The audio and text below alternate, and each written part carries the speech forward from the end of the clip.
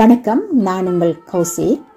கவிக்கோ வெள்ளவூர் கோபால் அவர்களுடைய கண்ணகி வழிபாடு பார்வையும் பதிவும் என்ற நூலிலிருந்து இன்று நான் எடுத்து வரப்போவது மட்டக்களப்பு தேச கண்ணகி வழிபாடு.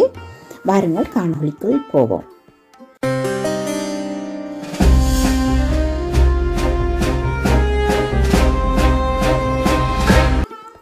மட்டக்களப்பு தேச கண்ணகி வழிபாடு இன்று மட்டக்களப்பு, அம்பாறை ஆகிய மாவட்டங்களை உள்ளடக்கிய மட்டக்களப்பு மாநிலம் அதன் நீண்டகால வரலாற்றில் தாய் தெய்வ வழிபாட்டினை முக்கியப்படுத்தியே வந்துள்ளது. கண்ணகி, மாரி, காளி போன்ற தெய்வங்கள் இம்மக்களை பொறுத்தவரை பெரும் தெய்வங்களாகவே கொள்ளப்படுகின்றன. வருடந்தோறும் வைகாசி திங்களில் 50க்கும் மேற்பட்ட கிராமங்களில் கண்ணகி தெய்வத்திற்கு ஒரு சேர எடுக்கும் விழா மட்டக்களப்பு தேச தமிழரை பொறுத்தவரையில் ஒரு தேசிய விழாவாகவே கொண்டாடப்படுகின்றது. அத்தோடு இம்மாநிலத்தையும் இதனை அண்டியும் வாழுகின்ற வேடுவகுல மக்களிடையேயும் பத்தினி தெய்வ வழிபாடு என்ற பெயரில் கண்ணகிக்கு விழா எடுக்கப்படுவதையும் நாம் கவனத்தில் கொள்ள வேண்டும். வழக்கில் உள்ள தமிழில் எழுந்த கண்ணகி இலக்கியங்களான வழக்குரைக்காதை, ஊர் சுற்றும் காவியம், பொற்புறா வந்த காவியம், கண்ணகியம்மன் குளிர்த்தி பாடல்கள், கண்ணகியம்மன் பிரார்த்தனை, கண்ணகியம்மன் அகவல், உடுகு சிந்து, தனித்தனி கோவில்களுக்கான கண்ணகியம்மன் காவியங்கள், கண்ணகியம்மன் தோத்திரம், மலை காவியம், கொம்பு முறை பாடல்கள், கண்ணகி வசந்தன் பாடல்கள் மற்றும் கண்ணகியம்மன் பத்ததிகளான கூணர் பத்ததி, குளக்கட்டு பத்ததி, கொம்பு பத்ததி, கன்னிமார் பத்ததி, சிங்கள பத்ததி, வேட பத்ததி போன்றவையும் இங்கு கண்ணகி தெய்வத்தின் வரவு மற்றும் அவளுக்கான வழிபாட்டு முறைகளை வெளிப்படுத்துவதாக அமையும். வடமாகாணத்தின் பழமையும் புகழும் மிக்க வற்றாப்பளை கண்ணகியம்மன் கோவிலில் பாடப்படும் காவியம் அருள்மேவு சிவசமயம் நாதரும் வாழி, அன்பு செறி மட்டக்களப்பு நகர் வாழி, தருமேவு கயபாகு ராசனும் வாழி என வாழ்த்தும் தன்மை கொண்டு மட்டக்களப்பு மாநிலத்தின் கண்ணகி வழிபாட்டின் சிறப்பினையும் அதனை கொண்டு வந்த கயபாகு மன்னனின் பெருமையினையும் அறிய முடியும். சிலப்பதிகாரம் வஞ்சிக் காண்டத்தில் சேரன் செங்குட்டுவன் கண்ணகிக்கு கோவில் கட்டி விழா எடுத்ததை இளங்கோ அடிகளும் குறிப்பிடுவார். கஜபாகு முதலில் முல்லைத்தீவில் பத்தினிக்கு கோவில் அமைத்தான் எனவும், பின்னர் வற்றாப்பளையில் தொடர்ந்தால் போல் கண்டி மற்றும் நவகமுவா போன்ற இடங்களிலும் பத்தினிக்கு கோவில் எழுப்பப்பட்டதாகவும் சிங்களத்தில் எழுந்த பத்தினி இலக்கியங்களை வெளிப்படுத்துகின்றன. இதில் கண்டி பிரதேசத்தில் தொடங்கிய கண்ணகி வழிபாடு இலங்கையின் கிழக்கு பிரதேசத்தில் அறிமுகமாயிருக்கலாம் என கருதப்படுகின்றது. அத்தோடு தொடர்ந்தால் போல் சேர நாட்டிலிருந்து வந்து கிழக்கிழங்கையை முற்றுமுழுதாக இன்று வரை ஆட்கொண்டிருக்கும் தாய்வழி முதுசம் எனும் மருமக்கள் தாய நடைமுறைகளும் போடி முறைமைகளும் கேரளத்தின் மத்திய காலமான கிறிஸ்துக்கு பின் 8ஆம் நூற்றாண்டை தொடர்ந்ததாகவே அமையும் என்பதால் அன்று சேர நாட்டின் முக்கிய வழிபாடாக கருதப்பட்ட கண்ணகி வழிபாடும் இக்காலத்திலேயே கிழக்கிழங்கை தமிழரின் மிக முக்கியத்துவம் பெற்ற வழிபாடாக மாறியிருக்க வேண்டும் என்பது சிலர் ஆய்வாளர்களின் கருத்தாகவும் உள்ளது. இனி மட்டக்களப்பு தேசத்தில் எழுந்த கண்ணகி கோவில்களில் ஒவ்வொன்றாக பார்ப்போம். பட்டிநகர் கண்ணகி மட்டக்களப்பு தேசத்தின் தென்புற கிராமமான அக்கரைப்பற்று பட்டிநகர் கண்ணகியம்மன் ஆலயமே முதலில் கிழக்கில் கண்ணகிக்கு கட்டப்பட்ட கோயிலாக பலராலும் கருதப்படுகின்றது. இவ்வாலயம் தொடக்க காலத்தில் பத்தினியம்மன் ஆலயம் என்ற பெயரால் அழைக்கப்பட்டதுடன் சிங்கள பத்ததி முறையில் வழிபாடு இயற்றப்பட்டமையால் கண்டியின் பத்தினியம்மன் வழிபாட்டின் தொடக்க காலத்தை இவ்வாலய வரலாறு கொண்டிருக்கலாம் என கருத முடிகின்றது. இது குறித்த மேலதிக தகவல்களை பெற நாடுகாடு பற்று பெரவணி கல்வெட்டு ஆய்வுக்கு உட்படுத்தப்படுவது அவசியமாகின்றது. நாடுகாடு பற்று என்பது பிற்பட்ட நாதனை பற்றினையும் வெள்ளாவளியில் இருக்கின்ற நாதனை பற்றினையும் உள்ளடக்குவதாகவும், மட்டக்களப்பு வளமும் வாழ்க்கையும் தொகுப்பு எஃப்எக்சி நடராஜா அவர்களுடைய நாடுகாடு பரவணி கல்வெட்டு என்பது பற்றிய அந்த நூலிலும் இப்பற்று மகா ஓயா பிரதேசத்தை கொண்டதாக கட்டகாமம் வரை நீண்டிருந்தமை அறியப்படுகின்றது. ராஜபக்ஷ முதலியை முக்கியப்படுத்தும் இக்கல்வெட்டின் காலம் கண்டி மன்னன் கீர்த்தி ஸ்ரீ ராஜசிங்கன் காலமாகும். அதாவது 1747 தொடக்கம் 1782 ஆட்சி காலமாக இருக்கின்றது. கண்டி மன்னனால் இப்பகுதிக்கு முதலியாக நியமிக்கப்பட்ட ராஜபக்ஷவை முன்னிறுத்தியதாக இக்கல்வெட்டு அமையினும் இதில் சொல்லப்படும் பட்டிமேடு மற்றும் காரதீவு கண்ணகி தொடர்பிலான தகவல்கள் சில முக்கியத்துவம் பெற்றவையாகும். அக்காலகட்டத்தில் பட்டிமேடு கண்ணகி ஆலயம் சிங்கள பூசகரையும் சிங்கள பத்ததி முறையினையும் கொண்டிருந்தமையும் கோவில் பூசகர் வசம் இவ்வாலயத்துக்குரிய கட்டாடியா வழி காணி இருந்தமையும் ராஜபக்ச முதலி இதனை கோவில் பரிபாலனத்திற்கு உட்படுத்தியமையும் பின்னர் சில பிரச்சனைகளின் நிமித்தம் அவன் அக்காணியை காரதீவு கண்ணகி ஆலயத்துக்கு கைமாற்றியதையும் இக்கல்வெட்டு தகவல் படுத்துகின்றது. கீர்த்தி ஸ்ரீ ராஜசிங்கனின் ஆட்சி காலம் வரை சிங்கள பத்ததி முறை நிலவிய இவ்வாலயத்தில் பூசகர் முறையில் ஏற்பட்ட மாற்றமே பின்னர் தமிழ் பத்ததி முறையினுக்கு வித்திட்டிருக்கின்றது. பட்டிநகர் கண்ணகி அம்மன் ஆலயத்தினுடைய நிர்வாக செயல்பாட்டில் சேர்த்துக்குடியான மலவர் குடியினரின் முன்னீடானது வரலாற்று முக்கியத்துவம் பெற்றதாக அமைகின்றது. மலவர் சேரத்தின் பாரம்பரியம் மிக்க குடியானவராவார். பொற்புறா வந்த காவியத்தில் மலவர் குடி மங்கிலப்போடி சிறப்பிக்கப்படுவதையும் கவனத்தில் கொள்ள வேண்டும். இதில் இன்னும் ஒரு முக்கிய அம்சம் யாதெனில் பட்டிநகர் கண்ணகியம்மன் காவியத்தில் சம்பவள மாதேயுண கோலம் ஓலம் திரு ஒற்றியாளேயுண கோலம் ஓலம் என தமிழகத்தில் சென்னையை அடுத்த திரு ஒற்றியூர் கண்ணகி மட்டுமே குறிப்பிடப்படுவதால் அதன் அக்கால தொடர்பும் இவ்வாலயத்துக்கு இருந்திருக்க முடியும். அடுத்ததாக பாணமை கண்ணகி. பாணமை பத்தினியம்மன் ஆலயமும் தமிழ் சிங்கள மக்களது நீண்டகால வழிபாட்டில் இருக்கும் ஆலயம் என்பதுவும் சிங்கள பத்ததி முறையில் அமைந்த பூசை முறைகளை அவ்வாலயம் கொண்டிருந்த இருப்பதையும் வரலாற்று பதிவாக கொள்ள வேண்டி இருக்கின்றது. இன்று கூட அங்கு இருசாரரும் ஒன்றுபட்டு செயல்படும் தன்மையும் அவர்களிடையே பண்டு தொட்டி நிலவி வருகின்ற உறவு முறையும் மனம் கொள்ளத்தக்கதாகும். இங்கு கண்ணகி கோவில் மற்றும் கோவலன் கோவில் என இரு கோவில்கள் அமைந்துள்ளமை கவனத்தில் கொள்ளத்தக்கது. இதனை கொம்புச்சந்தி கோவில் எனவும் அழைக்கின்றனர். இதன் வரலாற்று போக்கில் ஒரு நீண்ட காலத்தில் சிங்கள மக்கள் கண்ணகி தொடர்பிலான அங்கெலிய மற்றும் போரஹெலிய போன்ற விளையாட்டுகளையும் தமிழ் மக்கள் கொம்புமுறி போன்ற விளையாட்டுகளையும் கொண்டிருந்தார்கள் என்பதை முக்கிய தகவல்களாக நாம் பெற முடிகிறது. அடுத்து தம்பிலுவிலு கண்ணகி. தம்பிலுவில் கண்ணகி வழிபாடு நீண்ட கால வரலாற்றுக்குரியதாகவே அறியப்படுகின்றது. பொற்புறா வந்த காரியத்தினை சான்றுபடுத்தி இதன் வரலாற்று காலத்தை கிறிஸ்துவுக்கு பின் 2ஆம் நூற்றாண்டின் இறுதியாக அல்லது 3ஆம் நூற்றாண்டின் முற்பகுதியாக கருதுவாரும் உலர். இதனிடையே சேரன் செங்குட்டுவன் கண்ணகி கோட்டத்தில் கண்ணகிக்கு சிலை எடுத்த போது அதில் கலந்து கொண்டு திரும்பிய கஜபாகு மன்னன் 3 சந்தன மரத்திலான கண்ணகி சிலைகளை கொண்டு வந்தான் எனவும் அதில் ஒன்றினை ஊர்க்கையில் பிரதிஷ்டை செய்தான் எனவும் வாய்மொழி வரலாறுகள் தெரிவிக்கின்றன.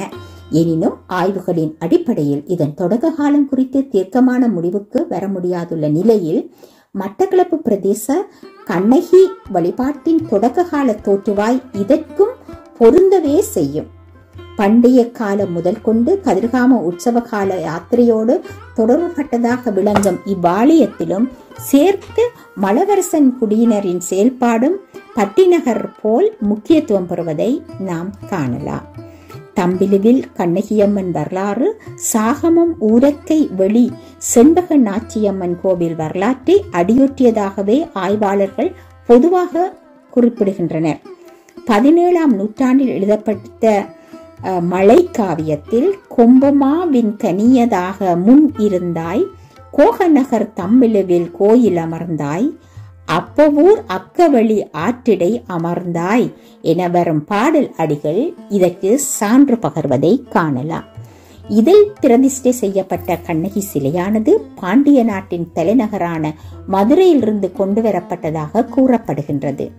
ஊரக்கை கண்ணகியை தமிழ் சிங்கள அரசர்கள் தொடர்ந்து தரிசித்து வந்ததாகவும் சோழர் ஆட்சியை வெற்றி கொண்ட கஜபாகு தன் ஊரக்கை கண்ணகி மேல் வைத்த நேர்த்திக்கடனை நிறைவேற்ற கால்நடையாக வந்ததாகவும் அம்மனுக்கு காணிக்கையாக தங்க நகைகளும் பொற்சிலம்பும் தங்கத்தினாலான மாங்கனியும் வழங்கி துதித்ததாகவும் மேலும் அதன் வரலாறு சிறப்பிக்கப்படுகின்றது. மிக நீண்ட கால வழிபாட்டில் இருந்த இவ்வாலயம் கிறிஸ்துக்கு பின் 13ஆம் நூற்றாண்டில் கலிங்க மாகோனின் படையெடுப்பை தொடர்ந்து தளர்வடைந்து போன நிலையில் மீண்டும் கிறிஸ்துக்கு பின் 14ஆம் நூற்றாண்டில் தம்பிலுவிலுக்கு இடம் மாறியதாக கள ஆய்வு தகவல்கள் தெரிவிக்கின்றன. மட்டக்களப்பு தேச வரலாற்றில் முதன்மை பெறும் கண்ணகி ஆலயங்களில் இதற்கு என்றும் தனியிடம் உண்டு. அடுத்து காரதீவு கண்ணகி. காரதீவு கண்ணகி வழிபாடு தொடர்பில் பெறப்படும் தகவல்கள் அதன் நீண்டகால வரலாற்றை வெளிப்படுத்துவதாகவே அமையும். ஆலய விக்கிரகமானது வாய்மொழி தகவல்களின் அடிப்படையில் கஜபாகுவின் காலத்துக்குரியதென கூறுவதை உறுதி செய்ய முடியாது. எனினும் கண்டியாட்சி காலம் முதல் கொண்டு இதன் பெருமை பேசப்படுவதை அறியலாம். இங்கு வைத்து பூசிக்கப்படும் கண்ணகி சிலையானது சுமார் 600 ஆண்டுகளுக்கு முற்பட்டு மதுரையிலிருந்து கொண்டு வரப்பட்டதாகவும் இதற்கான முதல் ஆலயம் அட்டப்பள்ளம் சிங்காரத்தோப்பிலிருந்து இப்பிரதேசத்தை நிர்வகித்த பன்னிய சிற்றரசனால் அமைத்துக் கொள்ளப்பட்டதாகவும் கள ஆய்வு தகவல்கள் தெரிவிக்கின்றன. அதன் பின்னர் சம்மாந்துறையை இருக்கையாக கொண்டிருந்த கங்கன் என்னும் வன்னிய சிற்றரசன் கரைவாகு பகுதியில் கங்கன் வெளி என்ற பெயரில் 101 ஏக்கர் காணியை நிபந்தமாக அளித்தான் எனவும் அறியப்படுகின்றது. காலப்போக்கில் இவ்வம்மன் ராஜராஜேஸ்வரியாகவும் அடையாளப்படுத்தப்படுவது சமஸ்கிருதமயமாக்கலை இவ்வாலயம் ஏற்றுக்கொண்ட தன்மையின் வெளிப்பாடாகவே அமையும். எனினும் இங்கு வைகாசி பூரணையை ஒட்டி நடைபெறும் வருடாந்த உற்சவமானது கப்புக்கன்மாரால் நடத்தப்படுவது இதன் பாரம்பரியத்தை உறுதிப்படுத்தவே செய்யும். இதே போன்று தன்மையை சேரன் செங்குட்டுவனால் முதலாக கண்ணகி கட்டப்பட்ட கொங்கலூர் கண்ணகி கோவிலிலும் நம்மால் அவதானிக்க முடிகின்றது. சமஸ்கிருத மயமாக்கலை தொடர்ந்து நம்பூதிரி பிராமணர்களால் ஆகம விதிமுறையில் பூசைகள் இடம்பெறும் அவ்வாலயத்தில் கேரளத்தின் அனைத்து பகுதிகளில் இருந்தும் லட்சக்கணக்கில் மக்கள் கூடும் சிறப்புமிக்க வருடாந்த பரணி விழா ஆகம விதிகளுக்கு அப்பால் நாயர் சமூக பூசகர்களால் நிறைவேற்றப்படுவது கவனத்தில் கொள்ளத்தக்கது. வீரமுனை கண்ணகி. மட்டக்களப்பு தேசத்தில் பாண்டியர் செல்வாக்கு நிலைநிறுத்தப்பட்ட காலமானது கிறிஸ்துவுக்கு பின் 13ஆம் நூற்றாண்டின் பிற்பகுதி முதல் 14ஆம் நூற்றாண்டின் முற்பகுதிக்கு உட்பட்ட காலத்தே வீரமுனை கண்ணகி வழிபாடு தோற்றம் பெற்றிருக்க முடியும் என கள ஆய்வு தகவல்கள் வெளிப்படுத்துகின்றன. இப்பகுதியில் புறப்பட்ட பாண்டியர் நாணயங்களும் இதற்கு பக்க சான்றாக கொள்ளப்படுகின்றது. இவ்வாலயம் அழகிய சூழலில் வடக்கு நோக்கியவாறு வாவிக்கரையில் அமைந்துள்ளது. கண்டியரசன் செனரதன் 17ஆம் நூற்றாண்டின் முற்பகுதியில் இங்குள்ள பிள்ளையார் ஆலயத்தின் புனரமைப்பு திருப்பணிகளை மேற்கொண்ட போது இவ்வாலயமும் மீளமைப்பு செய்யப்பட்டதாக தகவல்கள் தெரிவிக்கின்றன. இங்கு காணப்படுகின்ற சந்திரவட்ட கல்லும் மன்னன் செனரதனால் அமைக்கப்பட்டதாகவே கூறப்படுகின்றது. இங்குள்ள சதுர தூண் கல்வெட்டு சரிவர வாசிக்கப்படாத நிலையில் அது பற்றிய விளக்கத்தினை அறிய முடியவில்லை. பெறப்படும் கள ஆய்வு தகவல்கள் மூலம் சுமார் 700 ஆண்டு காலத்திற்கு மேலான வரலாற்றை இவ்வாலயம் கொண்டுள்ளமை தெரிகின்றது. அடுத்து கல்முனை கண்ணகி. கல்முனை முருகன் ஆலயத்தோடு ஒன்றியதாக அமைந்துள்ள கல்முனை கண்ணகி ஆலயம் சுமார் 400 ஆண்டுகால வரலாற்றை கொண்டதாக ஆய்வில் வெளிப்படுத்தப்படுகின்றது. ஆண்டுக்கு ஒரு தடவை வைகாசி பௌர்ணமியை ஒட்டியதாக இடம்பெறும் இதன் வருடாந்த உற்சவம் குளிர்த்தி பாடுவதுடன் நிறைவுற்றதும் இங்கு பிரதிஷ்டை செய்யப்பட்டுள்ள ஐம்பொன்னினாலான அம்மன் சிலையை கந்தசாமி ஆலயத்தின் மூலஸ்தானத்தில் கொண்டு வைப்பர். எனினும் கண்ணகி அம்மன் மூலஸ்தானத்தில் வைக்கப்பட்டுள்ள அம்மனின் கால்சிலம்பு அந்த இடத்திலேயே இருக்கும் நிலையில் அதன் முக்கியத்துவம் மேலோங்கியதாகவே அமைகின்றது. தொடக்க காலம் முதல் இவ்வாலயத்தின் உரிமை பெற்ற பாகையாளர்களாக இருந்த கல்முனை வாழ் முட்குகர், வேளாளர் மற்றும் சான்றார் சமூகத்தினர் ஒன்றுபட்டு இவ்வாலய நிகழ்வினை முன்னெடுத்து வந்த நிலையில் சில வருடங்களுக்கு முன்னர் அவர்களிடையே ஏற்பட்ட மனக்கசப்பினால் சான்றோர் சமூகத்தினர் இவ்வாலயத்தில் இருந்த தங்களது தொடர்பினை துண்டித்துவிட்டு கல்முனை கடற்கரையில் ஒரு கண்ணகி அம்மன் ஆலயத்தை அமைத்து வழிபாடியற்றி வருவது கள ஆய்வில் தெரிய வருகின்றது. அடுத்து கல்முனை கடற்கரை கண்ணகி. இது பற்றிய தகவல்கள் இல்லை இந்த நூலிலே. அடுத்ததாக துறைநீலாவணை கண்ணகி. வரலாற்று புகழ் கொண்ட அழகிய பழந்தமிழ் கிராமமான துறைநீலாவணையில் மக்கள் குடியிருப்புகளற்ற ஊரின் வடமுனை வாவிக்கரையில் சிறிய சிறிய குன்றுகளில் மத்தியில் அமைதியும் எழிலும் கொஞ்ச துறைநீலாவணை கண்ணகியம்மன் கோவில் கொண்டுள்ளமை பார்ப்போர் மெய்சிலிர்க்கப்பட வைப்பதாக அமைகின்றது. மிக நீண்ட காலத்திற்கு முற்பட்டு சில முனிவர்களால் வழிபாடு இயற்றி வந்ததாக கூறப்படும் இவ்வாலயத்தின் தோற்றுவாய் குறித்து சரியான கால கணிப்பை உறுதி செய்ய முடியாத நிலையில் இங்குள்ள பெரியார்கள் சிலரிடம் பெறப்பட்ட கள ஆய்வு தகவல்களின் அடிப்படையில் பின்வரும் தகவல்களை பதிவாக்குவது பொருத்தமாக அமையும். மனித நடிமாட்டமின்றி காடடர்ந்த குன்றுகளை கொண்டிருந்த அவ்விடத்தில் சுமார் 600 ஆண்டுகளுக்கு முற்பட்டு சில முனிவர்கள் ஆச்சிரமம் அமைத்து சக்தி வழிபாட்டினை மேற்கொண்டிருந்தார்கள். சில ஆண்டுகளின் பின்னர் அவர்கள் அவ்விடத்தை விட்டு சென்றுவிட அக்கிராமத்து மக்கள் அவ்விடத்தை நோக்கி செல்ல தொடங்கினர். அப்போது ஒருவர் அங்கு 3 சிலைகளும் முக்கோண வடிவினதாகன 2 சோடி சிலம்புகளுடன் தண்டை சிலம்பு 2 சோடியும் இருக்க கண்டு மிக்க பயபக்தியோடு ஊரவரிடம் விவரத்தை கூறினார். ஊர் பெரியவர்கள் அவற்றை பார்த்தபோது சிலைகளின் அமைப்பு கண்ணகியம்மன் உருவ அமைப்பில் இருக்க கண்டு கூடவே சிலம்புகளும் இருந்தமையால் அது முதல் கொண்டு கண்ணகியம்மன் என நிச்சயித்து அம்மனுக்கு வழிபாடியற்ற தொடங்கினர். அதனைத் தொடர்ந்து குருமன் வெளியைச் சேர்ந்த கங்காதசி ஐயரின் ஆலோசனை பிரகாரம் அவரால் வழங்கப்பட்ட பத்ததியின்படி பூசை புனற்காரங்களை மேற்கொள்ளலாயினர். இக்கண்ணகி அம்மனோடு இணைந்ததாக நாக தெய்வ வழிபாடும் அமைந்துள்ளமை நாகமங்கலை என அழைக்கப்படும் கண்ணகி தெய்வத்தின் பிணைப்பை விளங்கிக் கொள்ள ஏதுவாகவும் அமைகின்றது.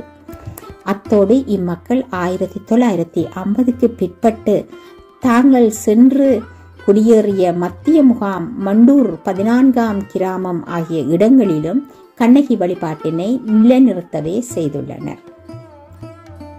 அடுத்து மத்திய முகாம் 15ஆம் கிராமம் நாவிதன்வெளி கண்ணகி.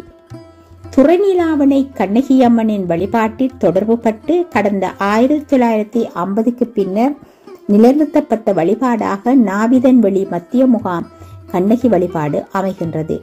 வைகாசி பூரணையை குளிர்த்தி நிகழ்வாக கொண்டு இங்கு 7 நாட்கள் அம்மனுக்கான சடங்கு வைபவம் மிக சிறப்பாக இடம்பெறுகின்றது. மண்டூர் 14ஆம் கிராமம் கண்ணகி. மண்டூர் 14ஆம் கிராமம் கண்ணகியின் வழிபாடும் துறைநீலாவணை கண்ணகி வழிபாடுடன் தொடர்புபட்டு 1950ஐ தொடர்ந்ததாகவே அமைகின்றது. இங்கும் வைகாசி பூரணியை குளிர்த்தி சடங்காக கொண்டு 7 நாள் சடங்கு இக்கிராமத்து மக்களால் மிக சிறப்பாக கொண்டாடப்படுகின்றது. அடுத்து மத்திய முகாம் 11ஆம் கிராமம் படர்கள் பத்தினியம்மன். 11ஆம் கிராமம் படர்கள் என அழைக்கப்படும் மத்திய முகாம் பத்தினியம்மன் ஆலயம் சுமார் 75 ஆண்டுகால வரலாற்றை உள்ளடக்கியதாகும். சிறப்பாக கண்ணகி வழிபாட்டியலை முன்னெடுக்கும் இவ்வாலய நிகழ்வுகளில் தமிழ் மக்களுடன் இப்பகுதி வாழ் சிங்கள மக்களும் கலந்து வழிபாடு செய்வது குறிப்பிடத்தக்க அம்சமாகின்றது. அடுத்து கோட்டைக்கல்லாறு கண்ணகி. கோட்டைக்கல்லாறு கண்ணகி அம்மனின் தோற்றுவாய் குறித்து பல்வேறு தகவல்கள் கூறப்பட்டாலும் சுமார் 150 ஆண்டுகால வரலாற்றை கொண்ட ஆலயமாக கொள்ள போதிய காரணங்கள் தென்படுகின்றன. ஐம்பொன் விக்கிரகத்தை கருவறையின் மூலவராக கொண்டுள்ள கண்ணகியம்மன் இவ்வூர் மக்களின் குலதெய்வமாகவே போற்றப்படுகின்றாள்.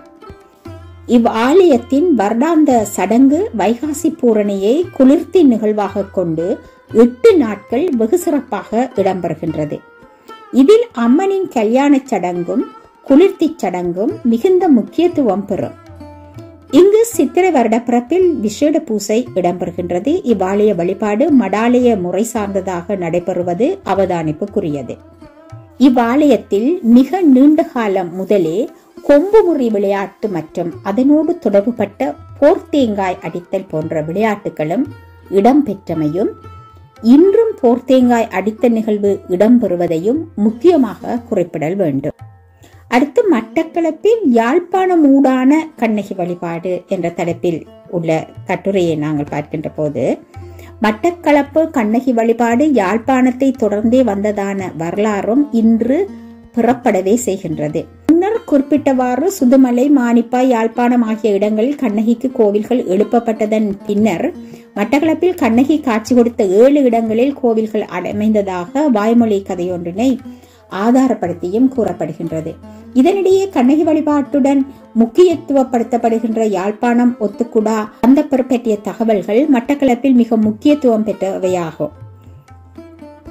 இக்காலம் மட்டக்களப்பு கண்டியரசனின் கீழிருந்த விமல தர்மசூரியன் ஆட்சி காலமாக இருக்கின்றது. அதாவது 1592 முதல் 1604.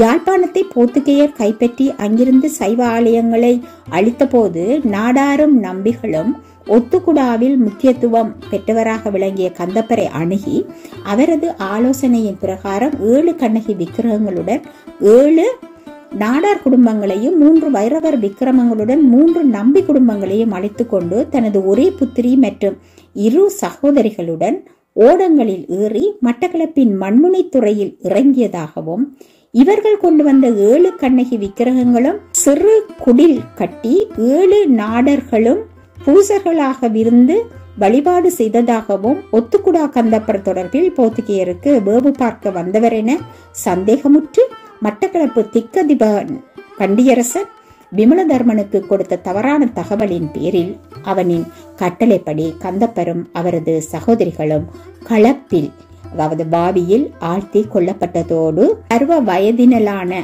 அவரது புத்திரிக்கு கலிங்க குலத்தில் மணமுடித்து கொடுத்ததாகவும் தகவல்கள் கூறுகின்றன. இதில் கொண்டு வரப்பட்ட 7 விக்கிரகங்களும் அண்முனை, புதுக்குடியிருப்பு, செட்டிப்பாளையம், களுமாஞ்சிக்குடி, எருவில், மகளூர் ஆகிய கிராமங்களில் பின்னர் வைத்து பூசிக்கப்பட்டிருக்கலாம் என கருத முடிகின்றது. எருவில் மற்றும் மகளூர் கிராமங்களில் இடம்பெறும் கண்ணகி வழிபாடுகளில் முட்குகர் மற்றும் வேளாளர்கள் வழிபாடு செய்வோர்களாயிருக்க, சமூக கட்டமைப்பில் நாடார் பிரிவில் உள்ளடக்கப்படும் சாணாரே இன்றும் பூசை புனக்காரங்களை மேற்கொள்வது இதற்கு வலு சேர்ப்பதாய் உள்ளது. மேலும் சாதி, தெய்வ கல்வெட்டு நாடார்க்கு கண்ணகியாம் என குறிப்பிடுவதும் கவனத்தில் கொள்ளத்தக்கதாகின்றது. அக்காலகட்டத்தை மாதகல், சுழிபுரம், மந்திகை, மயிலட்டி, வட்டிக்கோட்டை போன்ற யாழ்ப்பாண பிரதேசத்து கண்ணகி ஆலயங்களில் வழிபாட்டில் இருந்த கண்ணகி சிலைகள் விசிறி வடிவில் அமைந்திருந்த தன்மையில் அவற்றை விசிறி அம்மன் என சாதாரண மக்கள் குறிப்பிட்டமை கள ஆய்வுகளில் வெளிவருகின்றன. ஒத்துக்குடா, அதாவது ஒதுங்குகுடா கந்தப்பருடன் கொண்டுவரப்பட்ட 7 பேழையுடன் கூடிய சிலைகளுடன் இணைந்ததான விசிறி வடிவிலான சிலைகளும் இத்தன்மை வாய்ந்தவையாக இருந்துள்ளமையை இன்றும் பழமையோடு பேணப்படுகின்ற செட்டிப்பாளையம், புதுக்குடியிருப்பு, எருவில், மகளடித்தீவு, ஈச்சந்தீவு போன்ற கண்ணகியம்மன் ஆலயங்களில் அவதானிக்க முடிகின்றது. அத்தோடு மகளூர் ஆலயத்திலும் இதே போன்றதான கண்ணகி சிலை வழிபாட்டில் இருந்துள்ளமையையும் 1978 நவம்பரில் வீசிய சூறாவளியில் ஆலயம் அழிபாடுற்ற நிலையில் மீள் புனரமைப்பின் பின்னர் அங்கு ஐம்பொன்னினாலான கண்ணகி சிலை பிரதிஷ்டை பண்ணப்பட்டதாகவும் கள ஆய்வில் தெரிவிக்கப்பட்டது. செட்டிப்பாளையத்திலும் இத்தகைய சிலை ஒன்று முன்னர் இருந்ததாகவும் அது களவு போன பின்னர் அதே போன்ற ஒரு வெண்கல சிலை ஓந்தாச்சி மடத்தில் வடிவமைத்து பின்னர் பிரதிஷ்டை செய்யப்பட்டதாகவும் தகவல்கள் பெறப்படுகின்றன. கண்ணகியம்மன் சிலைகள் யாழ்ப்பாணத்திலிருந்து மட்டக்களப்புக்கு கொண்டு வரப்பட்ட காலத்தே யாழ்ப்பாண பிரதேசத்தை தங்களது முழு கட்டுப்பாட்டுக்குள்ளும் வைத்திருந்த போர்த்துகேயர் அங்குள்ள இந்துக்கள் மீதும் இந்து ஆலயங்களின் மீதும் மேற்கொண்ட நடவடிக்கைகள் பற்றி கவனத்தில் கொள்வது இங்கு அவசியமாகவே படுகின்றது. இது குறித்து சிரேஷ்ட தொல்லியல் பேராசிரியர் கலாநிதி பானா புஷ்பரட்னம் அவர்கள் தனது இலங்கை தமிழர் ஒரு சுருக்க வரலாறு நூலில் கூறுவது மிகுந்த முக்கியத்துவம் பெறுகின்றது. யாழ்ப்பாண ராஜ்யத்தின் வீழ்ச்சியுடன் இந்துக்களுக்கு உதவக்கூடியதாக தலைவர்கள் இல்லாதிருந்தனர். யாழ்ப்பாண இந்துக்கள் எதிர்ப்பை காட்ட முடியாத நிலையில் கத்தோலிக்க மதத்தைச் சேர வேண்டிய கட்டாயம் ஏற்பட்டது. தீவிரமான மதமாற்றத்தை கருத்தில் கொண்டே குவைரோஸ் சுவாமிகள் யாழ்ப்பாணத்தை கிறிஸ்தவ நாடு என வர்ணிக்கும் அளவிற்கு நிலைமை மாறியிருந்தது. போர்த்துகேயர் தமது மதம் பரப்பும் முயற்சியின் போது ஒருபுறம் இந்து மதத்தை முற்றாக அழித்தலையும் மறுபுறம் அவ்விடத்தில் கத்தோலிக்க மதத்தை நிலையொன்ற செய்வதையும் கொள்கையாக கொண்டு நடைமுறைப்படுத்தி வந்தனர்.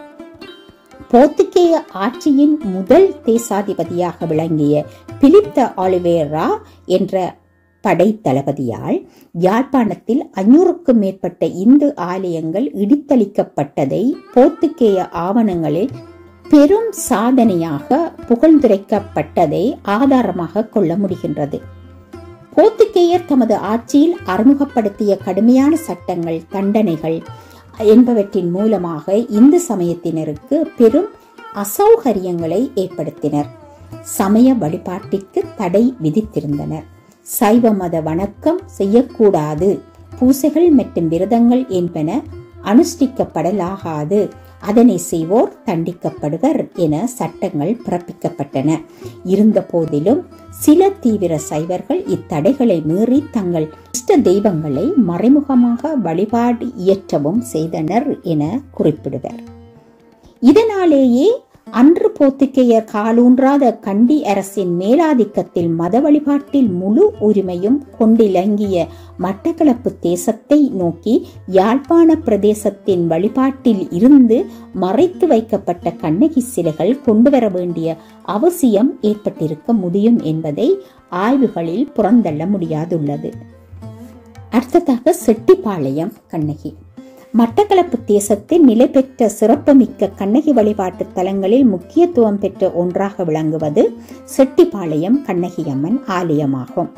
ஒத்துக்குடா கந்தப்பர் காலத்தோடு தொடர்புபட்ட முதன்மை பெற்ற ஆலயமாகவும் இதனை கருத முடியும். இதில் ஒரு சிறப்பம்சம் யாதெனில், ஏனைய ஆலயங்கள் ஊர்கோவில்களாக அமைய இதன் வழிபாடு மற்றும் நிர்வாக கட்டமைப்பு மட்டக்களப்பு தேசத்தின் ஒரு சிறிய பிரதேசம் சார்ந்தமைவதே.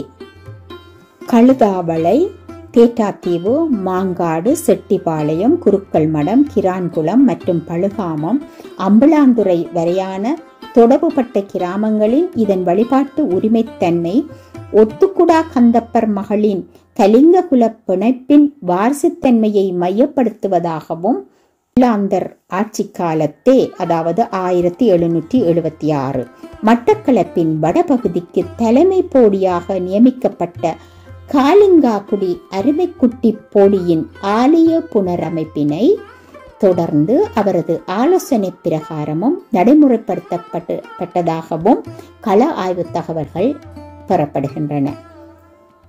அருமைக்குட்டி போடி கிரான்குளத்தை வாழிடமாக்கிய நிலையில் ஆண்டுக்கு ஒரு தடவை கதவு திறத்த நிகழ்வில் அவர் கலந்து கொள்வதும் அவரது கையாலேயே திறவுகோலை கையளிப்பதும் சடங்கு நிகழ்வுகள் அனைத்தும் முடிவுற்றதும் திறவுகோலை ஆலய நிர்வாகம் அருமைக்குட்டி போடியிடம் மீண்டும் கையளிப்பதும் நடைமுறையிலிருந்து வந்துள்ளது. அதன் தொடர்ச்சியாக அவரது மரணத்துக்கு பின்னர் அத்திறவுகோலானது அவரது மருமக்கள் வழியினரிடம் இருந்துள்ளமையும் கள ஆய்வு தகவல்களாக மேலும் பெறப்படுகின்றன. எனவே இவ்வாலயத்தில் தற்போதைய பிரதேசம் சார்ந்த நிர்வாக கட்டமைப்பானது சுமார் 240 ஆண்டுகளாக நிலைநிறுத்தப்பட்டுள்ளமை ஒரு சிறப்பம்சமாகவே கொள்ளத்தக்கது. இங்கு நீண்ட காலமாக வழிபாட்டில் இருந்த அம்மன் சிலையையும் அதனோடு இருந்த ஐம்பொன்னினாலான மாங்கனியையும் கள்வர்கள் திருடிச் சென்ற வேளை கள்வனின் கையில் இருந்த மாங்கனியானது நிலத்தில் விழுந்த போது அதில் ஒரு பள்ளம் ஏற்பட்டதாகவும் அவ்விடம் இன்றும் மாங்கனி விழுந்த பள்ளம் என அழைக்கப்படுவதாகவும் கள ஆய்வில் கூறப்பட்டது. அதன் பின்னர் 1947 அதே போன்ற சிலையினை ஓந்தாச்சி மடத்தில் வடிவமைத்து அவ்விடத்தில் பிரதிஷ்டை செய்யப்பட்டதாகவும் தகவல்கள் கூறுகின்றன. இவ்வாலயத்தின் பூசை வழிபாடுகளை மேற்கொள்பவர்களை கட்டாடி பரம்பரையினர் என்று அழைக்கின்றனர். இவர்கள் ஒத்துக்குடா கந்தப்பரது மகள்வழி பரம்பரையினர் என்றே கூறப்படுகின்றது. இவர்கள் தமிழ்நாட்டில் காரைக்காலை பூர்வீகமாக கொண்டு யாழ்ப்பாணம் வந்த மருங்கூர் வேளாளர் என தங்களை அடையாளப்படுத்துகின்றனர். இங்கு நீண்ட கால நடைமுறையிலிருந்து வந்த வேட பத்ததி வழிபாட்டு முறை 1983 நீக்கப்பட்டு ஆகம வழிபாட்டு முறை இவ்வாலயத்தில் அறிமுகப்படுத்தப்பட்டிருந்தாலும் இவ்வாலயத்துக்குரிய பரம்பரை வழி கட்டாடிமாரே ஆகம வழி சார்ந்த பூசை வழிபாட்டினை மேற்கொள்வது தெரிகின்றது. இவ்வாலயத்தில் இடம்பெறும் வருடாந்த குளிர்த்தி சடங்குடன் 8ஆம் நாள் சடங்கு, தைப்பொங்கல் சடங்கு, சித்திரை வருட பிறப்பு, கார்த்திகை விளக்கீட்டு சடங்கு என உற்சவங்கள் இடம்பெறும். கண்டியரசன் வீர நரேந்திர சிங்கனின் ஆட்சி காலத்தில் இவ்வாலயம் மிக்க சிறப்புடன் விளங்கியதாகவும் இதன் ஆய்வு தகவல்கள் தெரிவிக்கின்றன. பல கிராமிய இலக்கியங்களும் இதன் சிறப்பு குறித்து வெளிப்படுத்துவதையும் காண முடிகின்றது. ஒத்துக்குடா கந்தப்பர் தொடர்பில் எம்மால் பெறப்படும் தகவல்கள் யாழ்ப்பாணம் பண்ணை பகுதியில் அவரை ஒரு முக்கியத்துவம் பெற்ற சம்பத் தலைவராகவே கருதச் செய்கின்றது. மேலும் ஒத்துக்குடா என்பது ஒதுங்குடா என யாழ்ப்பாண பண்ணை பகுதியை குறிப்பிடுவதாகவும் அமைகின்றது.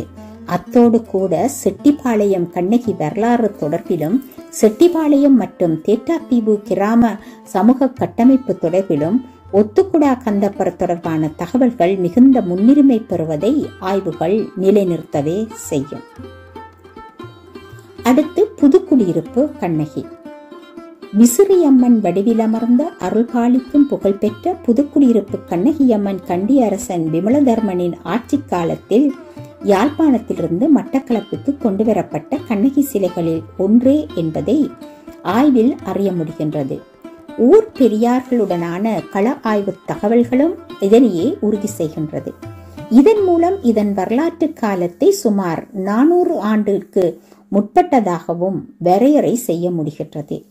வைகாசி பூரணை மையப்படுத்தியதான இதன் பத்ததி முறை சார்ந்த வருடாந்த சடங்கு நிகழ்வுகள் பூரணையை அடுத்து வரும் திங்களில் குளிர்த்தியுடன் நிறைவேறும். இங்கு 8 நாட்களை கொண்டதாக அம்பாளுக்கான சடங்குகள் வெகு சிறப்பாக இடம்பெறுகின்றன. கல்யாண கால் வெட்டுதல், பச்சை கட்டு, வட்டு குத்துதல், விநாயக பானை எழுந்தருளல், குளிர்த்திலாடல் எனும் நிகழ்வுகள் இதில் குறிப்பிடத்தக்கவை. அடுத்து களுவாஞ்சிக்குடி கண்ணகி. புகழ்பெற்ற களுவாஞ்சிக்குடி கிராமத்தின் எழில் கொஞ்சும் வயல்வெளியின் வாவிக்கரையில் கோயில் கொண்டு அருள் பாலிக்கும் களுவாஞ்சிக்குடி கண்ணகி அம்மன் அவ்வூர் மக்களின் முதன்மை பெற்ற வழிபாட்டு தெய்வமாகவே கொள்ளப்படுகின்றாள். இதன் தோற்றுவாய் குறித்து சொல்லப்படும் பல்வேறு வாய்மொழி தகவல்களில் மிக முக்கியமாக கிறிஸ்துக்கு பின் 2ஆம் நூற்றாண்டை தொடர்ந்த காலத்தில் மதுரையிலிருந்து கொண்டு வரப்பட்ட செண்பக செல்வி விக்கிரகமானது இங்கு வைத்து பூசிக்கப்பட்டதாகவும் இவ்வழிபாடு ஒரு நீண்ட காலம் நிலவியதாகவும் ஒரு நம்பிக்கை இன்னும் இம்மக்கள் மனதில் நிலைத்திருப்பதை அவதானிக்க முடிகிறது. இதனிடையே அண்மையில் நாம் மேற்கொண்ட கள ஆய்வு தகவல்களின் அடிப்படையில் 1600 வாக்கில் யாழ்ப்பாணத்திலிருந்து கொண்டு வரப்பட்ட பேழையுடன் கூடிய 7 சிலைகளில் ஒன்றே இங்கு பிரதிஷ்டை செய்யப்பட்டு ஆரம்ப வழிபாடு இயற்றப்பட்டமை வெளிப்பாடாக அமைகின்றது. இவ்வழிபாடு அவ்வூர் மக்களால் தொடர்ந்து முன்னெடுத்து வைகாசி பௌர்ணமியில் அம்மனின் குளிர்த்தி சடங்கு தொடராக இடம்பெற்றும் வந்த சூழலில் அன்றைய காலகட்டத்தில் எருவில் பகுதியின் உடையாராக பணியாற்றிய சின்னவப்போடி உடையாரும் அப்பகுதி விதானையாராக கடமையாற்றிய காத்தமுத்து விதானையாரும் கேட்டுக்கொண்டதற்கு இணங்க பூரணையை அடுத்து வரும் திங்களில் அம்மனை எருவில் கிராமத்துக்கு எழுந்தருளச் செய்து விழா எடுப்பது சில ஆண்டுகள் தொடராக இடம்பெறலானது. இந்நிலையில் களுவாஞ்சிக்குடி மக்கள் கண்ணகி அம்மனுக்கு நிலையான ஆலயம் ஒன்றை அமைக்க வேண்டி அதற்கான ஏற்பாடுகளை முன்னெடுத்த நிலையில் உடையாரும் விதானையாரும் தங்களது எருவில் கிராமத்திலேயே அம்மனுக்கு நிரந்தர ஆலயம் அமைக்கப்பட வேண்டும் என விரும்பி அங்கு ஆலயம் அமைத்து அம்மனையும் எருவிலுக்கு எடுத்துச் சென்றதாகவும், அத்தோடு அங்கு நடக்கும் கண்ணகியம்மன் சடங்கில் இறுதியாக இடம்பெறும் குளிர்த்தி சடங்குக்கு முதல் நாள் சடங்கான பச்சை கட்டுச் சடங்கினை களுவாஞ்சிக்குடி மக்களுக்கு வழங்கி இருந்ததாகவும் அறியப்படுகின்றது. அவர்களும் அடைக்கலக்காதை படிக்கப்படும் அச்சடங்கினை ஏற்றுக்கொண்டு சில ஆண்டுகளாக செய்தும் வந்தனர். எனினும் தங்களது கிராமத்துக்குரிய கண்ணகி சிலையும் வழிபாடும் எருவில் கிராமத்திற்கு மாறியது அவர்களது மனதில் தொடர்ந்தும் கவலையை ஏற்படுத்திய நிலையில் மீண்டும் களுவாஞ்சிக்குடியில் கண்ணகிக்கு கோயில் அமைத்து அதில் ஐம்பொன்னிலான அம்மன் சிலை ஒன்றினை பிரதிஷ்டை செய்து மிக சிறப்பாக வழிபாடு இயற்றத் தொடங்கினர். அங்கு இடம்பெறுகின்ற 10 நாட்களை கொண்ட அம்மன் சடங்கு களுவாஞ்சிக்குடியின் குடிவழி முறையை அண்டியதாகவே இடம்பெற்று வருகின்றது. அடுத்ததாக எருவில் கண்ணகி. மட்டக்களப்பு தேச வரலாற்றில் மிகுந்த முக்கியத்துவம் பெறும் பழந்தமிழ் கிராமமே எருவில்.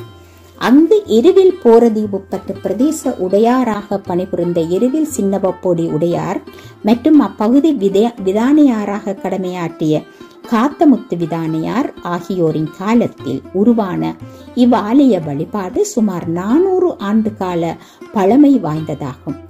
வழிபாட்டில் உள்ள இங்குள்ள அம்மன் சிலை, பேழை மற்றும் புனித பொருட்கள் யாழ்ப்பாணத்தில் வழிபாட்டில் இருந்து கொண்டுவரப்பட்ட தன்மையில் அவற்றின் உருவாக்கம் பெற்ற காலம் இன்னும் பல 100 ஆண்டுகளை கடந்ததாகவே அமையும்.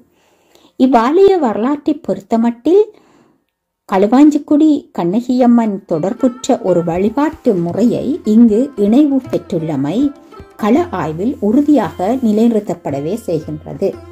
இதன் பூசை செய்யும் உரிமை வரன்முறையாக அங்குள்ள சான்றார் சமூகத்தினரிடமே உண்டு.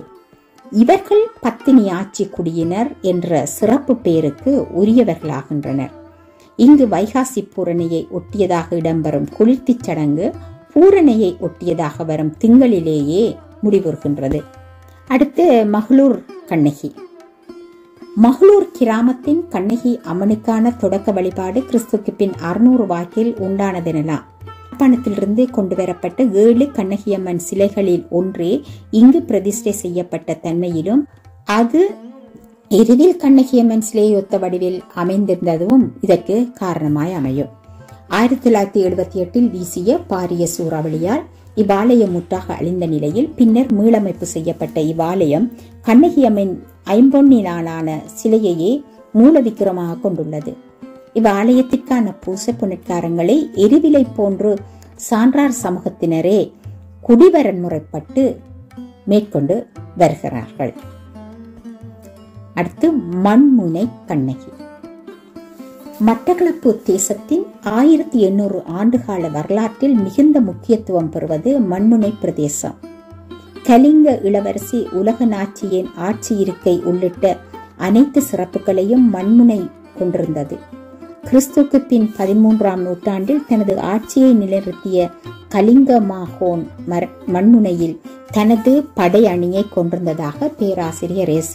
பத்மநாதன் போன்ற தலைசிறந்த ஆய்வாளர்கள் தங்களது ஆய்வுகளில் குறிப்பிட்டுள்ளனர். கிறிஸ்துக்கு பின் 1600 காலகட்டத்தில் யாழ்ப்பாணத்தில் இருந்து வந்த ஒத்துக்குடா கந்தப்பன் முன்னீட்டில் கொண்டு வரப்பட்ட அழகிய பேழை உடனான 7 கண்ணகி சிலைகளில் ஒன்று மண்முனையில் வைத்து வழிபாடு செய்யப்பட்டமை பலராலும் அறியப்பட்டதாகும். போர்த்துகேயரது குறுகிய ஆட்சி காலத்தில் இந்து சமய வழிபாட்டில் இருந்த கோவில் குளம் சிவாலயம், வெள்ளாவளி சிவாலயம் போன்ற முக்கிய ஆலயங்கள் அழிக்கப்பட்ட நிலையில் சிலர் தங்கள் வழிபாட்டில் இருந்த விக்கிரகங்களையும் தெய்வ சிலைகள் மற்றும் புனித சின்னங்களையும் மறைத்து வைத்து பாதுகாத்தமை வரலாற்றில் பதிவாகவே உள்ளது. இத்தன்மை மண்முனை கண்ணகி ஆலயத்திற்கு ஏற்பட்டிருக்க முடியும் என்பதை மறுதளிக்க முடியாது. தொடக்க காலத்தே மண்முனை கொக்கட்டியம் குலத்தருகே மண்முனை கண்ணகி ஆலயம் அமைந்திருந்ததாக ஆரையூர் கண்ணகி வரலாறு வழிபாடும் தகவல் படுத்தியுள்ளமையும் கவனத்தில் கொள்ளத்தக்கதாகின்றது. இதில் தேடலுக்குரிய அம்சம் யாதெனில் மண்முனை வழிபாட்டு தலம் அடியழிந்து போன நிலையில் அங்கு வழிபாட்டில் இருந்த கண்ணகியம்மன் சிலையும் காண பேழையும் ஆகும். கடந்த சில வருடங்களாக இது பற்றிய தேடல்களும் ஆய்வுகளும் பல்வேறு வாத பிரதிவாதங்களை தோற்றுவித்த தன்மையில் நாம் தொடராக மேற்கொண்ட ஆய்வுகளும் கள ஆய்வு தகவல்களும் சில சந்தேகங்களுக்கு விடை காண வழிவகுத்துள்ளன. இன்று ஆரையம்பதி கண்ணகியம்மன் ஆலய வழிபாட்டில் முக்கியத்துவம் பெறுகின்ற அதனோடு கூடியதான அம்மனின் வழிபாட்டிற்குரியதான சில புனித சின்னங்களும் முன்னர் மண்முனை கண்ணகியின் வழிபாட்டில் இருந்து வந்தவையே என்பது இதன் மூலம் நிச்சயப்படுத்தப்படுவதோடு அம்பாளின் சிலை எங்கு வைக்கப்பட்டுள்ளது என்பதனை கண்டறிவது அவசியமாகின்றது. அடுத்ததாக ஆரையம்பதி கண்ணகி. மட்டக்களப்பு தேச வரலாற்றில் பல்வேறு சிறப்பியல்களையும் தன்னகத்தே கொண்டிலங்குவது பழம்பெருமை மிக்க ஆரையம்பதி கிராமம். இக்கிராமத்தின் சமூக கட்டமைப்பு மிகுந்த தனித்துவம் மிக்கது. பல கல்வியாளர்களையும் சிறந்த பல கலைஞர்களையும் காலந்தோறும் இம்மண்ணுக்கு வழங்கிக் கொண்டிருக்கும் பெருமையும் இதற்குண்டு. இங்கு நிலவுகின்ற தமிழர் தம் முருக வழிபாடும் கண்ணகியம்மன் வழிபாடும் மிக சிறப்பு வாய்ந்தவை. கண்ணகியம்மன் தங்களது குல தெய்வமாகவே இம்மக்கள் கொண்டுள்ளனர். அம்மனின் வழிபாட்டு வரலாறு தொடர்பில் அண்மையில் வெளிவந்த ஆரையூர் கண்ணகை வரலாறும் வழிபாடும் மிக விரிவாகவே பதிவு செய்துள்ளது. அது தரும் தகவல்களையே நாமும் இங்கு பதிவு செய்ய வேண்டியுள்ளது. இதன்படி மண்முனை கண்ணகி வழிபாட்டில் இருந்த பிள்ளையானது அங்கு வருவதற்கு முன்னரேயே கண்ணகி வழிபாடு ஆரையம்பதியில் நிலை பெற்று விட்டமையையும் அது காத்த நகர் என்னும் பெயரால் அப்போது அழைக்கப்பட்டமையும் தகவல்களாக உள்ளன. சில ஆண்டுகளுக்கு முன்னர் பொன் குலேந்திரன் அவர்களால் எழுதப்பட்டு இணையதளங்களில் இடம்பெற்ற ஆய்வு கட்டுரை ஒன்றில் மட்டக்களப்பு தேசத்தின் பழமை மிக்க கண்ணகி வழிபாட்டில் ஆரையம்பதி கண்ணகியும் இடம்பெறுவது அவதானிப்புக்கு உள்ளாகின்றது. மேலும் சுமார் 150 வருடங்களுக்கு முற்பட்டு மண்முனை மூதாட்டி ஒருவரால் இங்கு கொண்டுவரப்பட்டு தற்போது முக்கிய வழிபாட்டில் இருக்கும் அம்மனின் பேழையானது முன்னர் போத்துக்கேயரால் கோவில் குளம் சிவாலயத்துடன் மண்முனை கண்ணகி ஆலயமும் அழிக்கப்பட்ட நிலையில் குறித்த மூதாட்டியின் முன்னோரால் பாதுகாக்கப்பட்டு வந்த தெய்வம்சம் நிரம்ப பெற்ற கண்ணகி அம்மன் பேழை என்பது கள ஆய்விலும் உறுதி செய்யப்படுகின்றது. இங்கு சிறப்பாக குறிப்பிட வேண்டிய அம்சம் யாதெனில் அம்மனின் திருக்கதவு திறக்கப்பட்ட பின்னர் அருகில் உள்ள கந்தசுவாமி ஆலயத்திலிருந்து அம்மனை எழுந்தருள பண்ணும் நிகழ்வும், அதேபோல் அம்மனின் திருச்சடங்கு முடிவுற்ற நிலையில் மீண்டும் அம்மனை சுவாமி ஆலயத்துள் எடுத்துச் செல்வதும் இதில் முக்கியத்துவப்படுத்தப்படும் நிகழ்வாகும். இதே போன்ற நிகழ்வு கல்முனை கண்ணகியம்மன் ஆலயத்திலும் இடம்பெறுவது கவனத்தில் கொள்ளத்தக்கதாகின்றது. முன்னர் இவ்வம்மன் வழிபாட்டியலின் தொடர்ச்சியாக மஞ்சந்தொடுவாய் கண்ணகியம்மன் வழிபாடு இடம்பெற்று வந்துள்ளமை வரலாற்று பதிவாகவே உள்ளது. ஆரையம்பதி கண்ணகி அம்மன் மேல் பல புலவர்களும் கவிஞர்களும் பாடல்கள் புனைந்துள்ளனர். இணையதளங்களிலும் சஞ்சிகைகளிலும் நிறையவே இடம்பெற்றுள்ள இவ் அம்மன் தொடர்பான தகவல்கள் சர்வதேச மட்டத்தில் மிக பரவலாகவே பதிவாகியுள்ளன. அடுத்து தாளங்குடா கண்ணகி. தாளங்குடா கண்ணகி கைதை நகர் கண்ணகி எனும் பெயராலும் அழைக்கப்படும் சிறப்பினுக்குரியது. இவ்வம்மன் தொடர்பில் மண்முனை கண்ணகியை இணைத்து பாடல்கள் புனையப்பட்டிருந்தாலும் அவ்விடத்தில் தான் முன்னைய மண்முனை கண்ணகி ஆலயம் அமைந்திருந்தது என்பதனை அண்மையில் நாம் மண்முனையில் மேற்கொண்ட கள ஆய்வு தகவல்களில் நிலைநிறுத்த முடியவில்லை. மண்முனை கண்ணகி ஆலயம் முனை கொக்கட்டியம் குளத்தருகே அமைந்திருந்ததாக பெறப்படும் தகவல்களும் கவனத்தில் கொள்ளப்படத்தக்கதாக இருக்கின்றது. எனினும் கைதை நகர் கண்ணகி தொடர்பில் கிடைக்கின்ற பல்வேறு தகவல்களின் அடிப்படையில் மண்முனை கண்ணகியின் தொடர்புபட்ட வழிபாடாக இதனை கொள்ள ஏற்புடைத்தான காரணங்கள் தென்படவே செய்கின்றன. எமது தொடரான ஆய்வுகளில் பெறப்பட்ட தகவல்களின் அடிப்படையில் யாழ்ப்பாணத்திலிருந்து கொண்டு வரப்பட்ட பேழையுடன் கூடிய அனைத்து கண்ணகியம்மன் சிலைகளும் ஒரே வடிவினதாக அமைந்திருந்த தன்மையில் மண்முனையில் வழிபாட்டில் இருந்த பேழை ஆரையம்பதியில் இருக்க அதற்குரிய கண்ணகி சிலையை இதுவரை கண்டறிய எம்மால் முடியவில்லை. தாளங்குடா கண்ணகியோ விக்கிர வடிவாகவே உள்ளது. இதன் வழிபாட்டியல் ஒரு நீண்டகால பாரம்பரியத்தை முன்னிறுத்துவதால் ஒரு தொடரான ஆய்வு மேலும் இங்கு அவசியமாகின்றது. அடுத்து கண்ணங்குடா கண்ணகி. கண்ணங்குடா கண்ணகி தொடர்பில் 2008 விபுலம் வெளியீடாக வந்த கண்ணங்குடாவைச் சேர்ந்த வங்கி முகாமையாளர் விபுலம் கானா ஆறுமுகம் அவர்களது தொகுப்பான கண்ணகியம்மன் பத்ததியும் பாடல்களும் நூலுக்காக அவருடன் மேற்கொண்ட கள ஆய்வில் பல முக்கிய தகவல்கள் எம்மால் பெறப்பட்டன. மண்முனை மற்றும் புதுக்குடியிருப்பு கண்ணகி வழிபாட்டின் தோற்றுவாயை இவ்வாலயம் கொண்டுள்ளதெனவும், இங்கு பிரதிஷ்டை செய்யப்பட்ட அம்மன் சிலையானது புதுக்குடியிருப்பு மூலமூர்த்தியின் வடிவமைப்பை கொண்டதெனவும் கண்டறியப்பட்ட தன்மையிலும், இதன் வழிபாட்டு தொடக்க காலம் சுமார் 400 ஆண்டுகளாக நிலைநிறுத்தப்பட்ட நிலையிலும் இங்குள்ள கண்ணகி அம்மன் சிலையானது ஒத்துக்குடா கந்தப்பரால் கொண்டு வரப்பட்ட 7 சிலைகளில் ஒன்றாக இருக்கலாம் என்ற ஐயப்பாடும் கள ஆய்வில் தெரிவிக்கப்பட்டது. ஆனாலும் இன்று வரை அதனை எம்மால் உறுதி செய்ய முடியவில்லை. எனினும் இவ்வாலயம் தொடர்பில் பல்வேறுபட்ட ஐதீகங்கள் வெளிவருவதை பார்க்க முடிகின்றது. கண்ணங்குடா கண்ணகி மேல் பலர் பாடல்கள் புனைந்துள்ளனர். கருணைமிக்க தெய்வமான கண்ணகி எந்த தீய நடவடிக்கைகளையும் பொறுக்க மாட்டாள் என்பது இப்பகுதி மக்களின் நம்பிக்கை.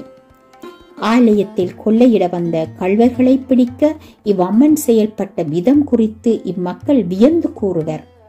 கடந்த 50 ஆண்டுகளுக்கு முன்னர் நள்ளிரவு நேரத்தில் இவ்வாலயத்திலும் அருகிலுள்ள ஆலயத்திலும் இருவர் கொள்ளையிட்ட சமயம் அருகில் இருந்த ஆலய பக்தர் ஒருவரின் இல்லத்துக்கு சென்று அவரை அழைத்து தகவல் கொடுத்ததோடு, ஒருவன் பிடிபட தப்பியோடிய மறு கொள்ளையனை பக்கத்தில் இருந்த குறிஞ்சாமுனை சந்தியில் வைத்து பார்வை இழக்கச் செய்த சம்பவமும் இவ்வம்மனின் அருளாட்சியை வெளிப்படுத்துவதாக அமையும்.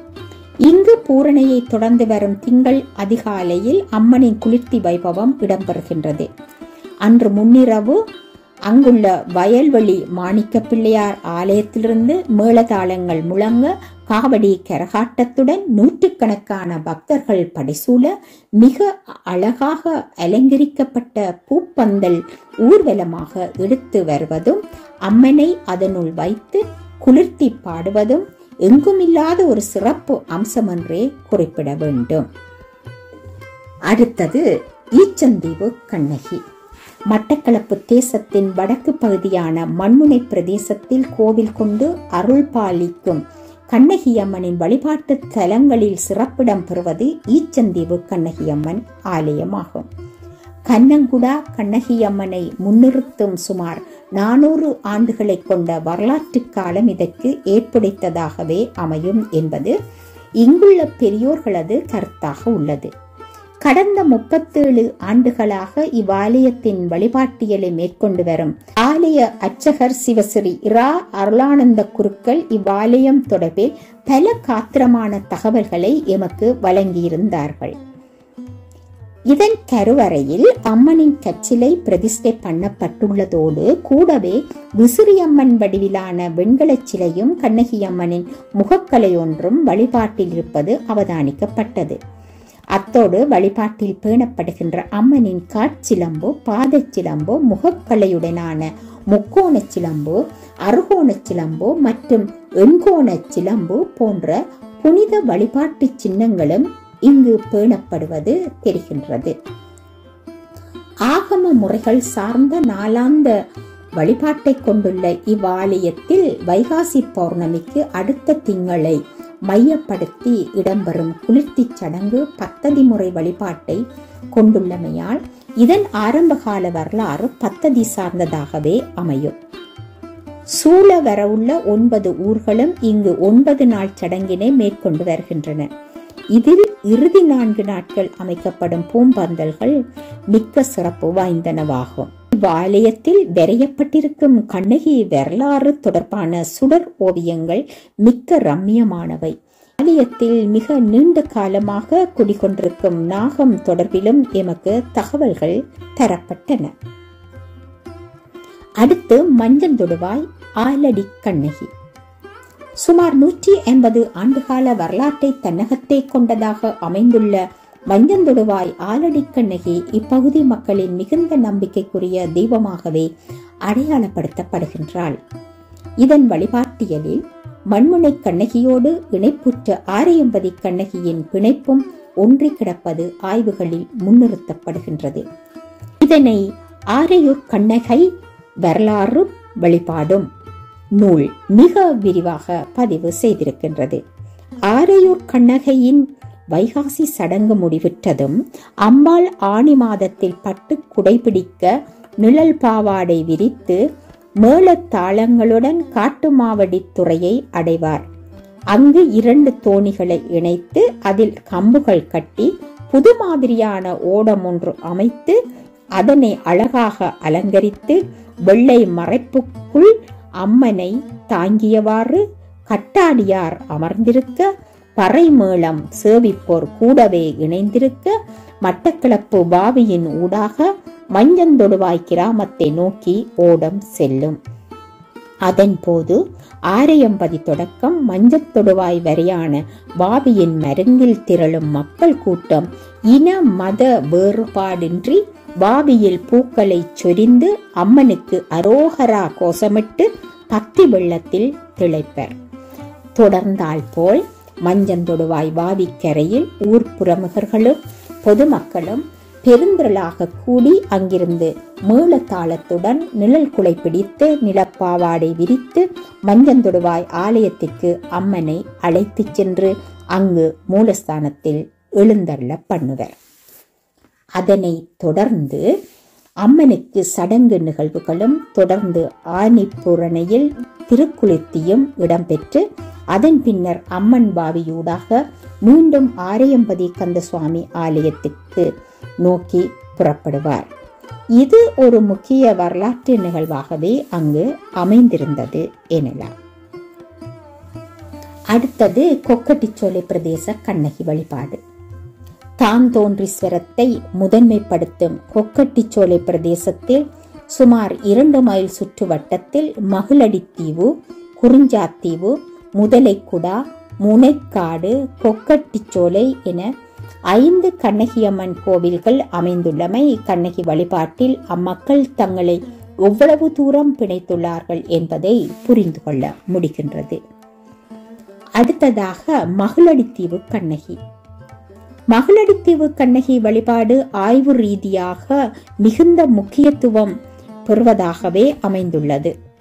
கிறிஸ்துவுக்கு பின் 1600 வாக்கில் யாழ்ப்பாணத்திலிருந்து 7 கண்ணகியம்மன் சிலைகளோடு இங்கு வந்த ஒத்துக்குடா கந்தப்பரின் ஒரு சகோதரியான கெம்பி எனும் மூதாட்டியால் இவ்விக்கிரகம் கொண்டுவரப்பட்டதாக இதன் வரலாறு கூறப்படுவது மிகுந்த அவதானிப்புக்குரியதாகின்றது. இவ்வாலயத்தில் கடந்த 9 ஆண்டுகளாக வழிபாட்டியலை மேற்கொள்ளும் பிரம்மஸ்ரீ தானா கோகுலதேவ சர்மா அவர்களது தகவல்களும் முக்கியத்துவம் பெறுவதாகவே உள்ளது. இங்கு மூலவராக பிரதிஷ்டை பண்ணப்பட்டிருக்கும் அம்மன் சிலையானது ஏற்கனவே புதுக்குடியிருப்பு, செட்டிப்பாளையம், மண்முனை, எருவில், மகளூர் போன்ற ஊர்களில் பிரதிஷ்டை பண்ணப்பட்ட அம்மனின் சிலைகளை ஒத்த வடிவில் அமைந்திருக்கும் தன்மை குறித்தும் யாழ்ப்பாணத்திலிருந்து கொண்டுவரப்பட்ட 7 சிலைகளின் ஒத்த தன்மை குறித்தும் இதில் வெகுவாக விவாதிக்கப்பட்டு ஆராயப்பட்டது. ஏற்கனவே இது சார்ந்த ஆய்வுகள் இங்கு முன்னெடுக்கப்பட்டுள்ளமையும் கள ஆய்வில் வெளிப்படுத்தப்பட்டது. இதில் மிக முக்கியமாக சில ஆண்டுகளுக்கு முன்னர் ஆலய வளவுக்குள் மேற்கொண்ட அகழ்வின் போது கண்டெடுக்கப்பட்ட அழகிய கருங்கல் அம்மி மற்றும் உடைபாடுற்ற மண்பாண்ட பாவனைகள் பொருட்கள் என்பனவும் இதன் பழமையை வெளிப்படுத்த எமக்கு ஆதாரமாக காண்பிக்கப்பட்டன. இவ்வாலயம் ஆகம விதிகளுக்கு உட்பட்ட வழிபாட்டியலை முன்னெடுக்கும் தன்மையில் இதன் வருடாந்த சடங்குகள் பத்ததி வழிபாட்டு முறைக்குள் அமைந்திருப்பதுவும் ஒரே குருவானவரே இதனை மேற்கொள்வதும் கவனத்தில் கொள்ளத்தக்கதாகின்றது. அடுத்ததாக முனைக்காட்டு கண்ணகி. முனைக்காடு கண்ணகியம்மன் சுமார் 100 ஆண்டுகால வரலாற்றை கொண்டதாகும். முதலைக்குடா கண்ணகியம்மனின் தொடர்புபட்ட வழிபாடாகவே இது அமைகின்றது. இங்குள்ள வழிபாட்டு முறையானது ஆகம வழிபாடு சார்ந்த நிலையில் சடங்கு நிகழ்வுகள் வைகாசி பூர்ணியை மையப்படுத்தி பத்ததி வழிபாட்டு முறைகளை கொண்டிருப்பது அவதானிப்புக்கு உள்ளாகின்றது. அடுத்தது குறிஞ்சாத்தீவு கண்ணகி. சுமார் 100 ஆண்டுகால வரலாற்றை கொண்டதாக கருதப்படும் குறிஞ்சாத்தீவு கண்ணகி அம்மன் வைகாசி பூரணையை மையப்படுத்திய 6 நாட்கள் சடங்கு நிகழ்வாக கொண்டதாக அமைகின்றது. இதன் வழிபாடு முதலைக்குடா கண்ணகி வழிபாட்டினை பின்பற்றி வந்ததாகவே தகவல் படுத்தப்பட்டுள்ளது. அடுத்ததாக முதலைக்குடா கண்ணகி. முதலைக்குடா கண்ணகி அம்மன் வழிபாடு இப்பிரதேசத்தின் பழமைமிக்க வழிபாடாகவும் சுமார் 400 ஆண்டு காலங்களை கொண்டதாகவும் இதன் வரலாறு கூறப்படுகின்றது. அக்கிராமத்தின் உலக நாச்சிக்குடியின் சங்கையன் வழியினரே இதன் தொடக்க காலத்தின் பூசை வழிபாட்டினை மேற்கொண்டு வந்ததாகவும் பின்னர் இதில் மாற்றம் ஏற்பட்டுள்ளதாகவும் கள ஆய்வு தகவல்கள் தெரிவிக்கின்றன. தற்போது புனரைப்பு பணிகள் மேற்கொள்ளப்படும் இவ்வாலயத்தில் ஐம்பொன்னினாலான அழகிய கண்ணகியம்மன் சிலை பிரதிஷ்டை பண்ணப்பட்டுள்ளது. ஆண்டுக்கு ஒரு தடவை வைகாசி பூரணையை மையப்படுத்தி இடம்பெறும் 7 நாட்சடங்கில் கல்யாண கால்வெட்டுதல், கல்யாண சடங்கு, பச்சைகட்டு சடங்கு, பூரணி தின குளிர்ச்சி சடங்கு என்பன வெகு சிறப்பாக இடம்பெறுகின்றன. இவ்வாலயம் பத்ததி முறை வழிபாட்டியலை கொண்டுள்ளமையும் குறிப்பிடத்தக்கது. அடுத்து கொக்கட்டிச்சோலை கண்ணகி. கொக்கட்டிச்சோலை தாந்தோன்றீஸ்வரத்தை ஒட்டியதாக நீண்டு உயர்ந்த மரங்களையும் பச்சை பொத்திய வயல் நிலங்களையும் சூழவர கொண்டு வாவிக்கரை களப்பில் அழகிய தோற்றத்தில் அமைந்துள்ளதே கொக்கட்டிச்சோலை கண்ணகியம்மன் ஆலயம். இதன் வரலாற்று காலம் சுமார் 300 ஆண்டுகளை கொண்டதாக அவ்வூர் பெரியவர்கள் தகவல் படுத்தியுள்ளனர். அத்தோடு பிரதேச மக்களின் நம்பிக்கைக்குரிய வழிபாட்டு தலமாக கொக்கட்டிச்சோலை தாந்தோன்றீஸ்வரர் அமைந்திருக்க கூடவே தங்களது காவல் தெய்வமாக கண்ணகியம்மன் கோவில் கொண்டு அருளுவதாகவும் அவர்கள் கூறுவது கவனத்திற்கு உரியதாகின்றது. அடுத்து தாண்டவன் வெளி கண்ணகி. சுமார் 300 ஆண்டுகால வரலாற்றை கொண்டதாக குறிப்பிடப்படும் தாண்டவன் வெளி குளக்கட்டு கண்ணகியம்மன் அதனது தோற்றுவாயில் தொடக்கத்தே மக்கள் குடியேற்றமற்ற பாவியின் சதுப்பு நிலப்பகுதியில் அமைக்கப்பட்ட கொட்டிலும் பின்னர் ஒரு சிறிய நீட்டு கட்டிடத்திலுமாக வழிபாடியேற்றப்பட்டு தற்போது மிக அழகிய வடிவில் பரந்த கட்டிட அமைப்போடு காட்சியளித்திருப்பது இப்பகுதி மக்கள் அம்மன் மேல் கொண்டுள்ள மிகுந்த ஈடுபாட்டினை வெளிப்படுத்துவதாகவே அமையும். இதன் வழிபாட்டியலில் மிக நீண்ட காலம் ஆண்டுக்கு ஒரு தடவை வைகாசி பூரணையை மையப்படுத்தியதாக கல்யாண கால் வெட்டுதல், தீமுதிப்பு, குளிர்த்தியாடல் என்பவற்றை முக்கியப்படுத்தியதாக இதன் வருடாந்த சடங்கு பத்ததி வழிபாட்டியலை முன்னிறுத்தியதாக இடம்பெற்று வந்த நிலையில் இவ்வாலய கட்டிடங்கள் மீளமைப்பு செய்யப்பட்டு குடமுழுக்கு இடம்பெற்றதை தொடர்ந்து தற்போது வெள்ளிக்கிழமை பூசைகளுடன் ஆகம விதிமுறைக்குள் மாற்றமுற்றிருப்பதாகவும் வருடாந்த சடங்கு முறைகள் தொடர்ந்தும் பத்ததி வழிபாட்டுகள் நிலைத்துள்ளமையும் கவனத்தை ஈர்ப்பதாக உள்ளது. அடுத்து புளியந்தீவு விடத்தல் முனை கண்ணகி. புளியந்தீவு விடத்தல் முனை கண்ணகி வழிபாடானது தாண்டவன் வெளி குளக்கட்டு கண்ணகியின் தொடர்பு நிலைப்பட்ட வழிபாட்டிடமாகவே வரலாற்றில் நிலைநிறுத்தப்படுகின்றது.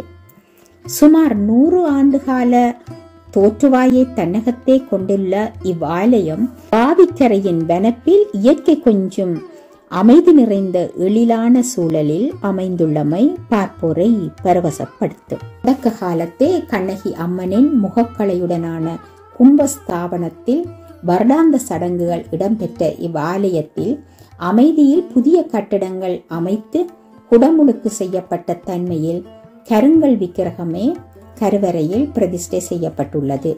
பூரண தினத்தில் விசேட பூசை இடம்பெறும் இவ்வாலயத்தின் வருடாந்த சடங்கு ஏனைய கண்ணகியம்மன் ஆலயங்களைப் போல் வைகாசி பூரணையை மையப்படுத்தி குளிர்த்தியாடலை முக்கியப்படுத்துவதாகவே அமைந்துள்ளது. இதில் இடம்பெறும் 10 நாட்களை கொண்ட வருடாந்த சடங்கில் பெருந்திரளாக மக்கள் கூடி வழிபாடு ஏற்றுகின்றனர். வழிபாட்டில் கண்ணகியம்மன் பத்ததியே பின்பற்றப்படுகின்றது. தொடக்க காலத்தே சிங்களவாடி மற்றும் கல்லடி தெரு மக்களின் வழிபாட்டில் தொடங்கிய இவ்வாலயம் காலப்போக்கில் அதனை அண்டியதான சேத்துக்குடா மற்றும் புதூர் கிராம மக்களையும் இணைத்துக் கொண்டுள்ளது.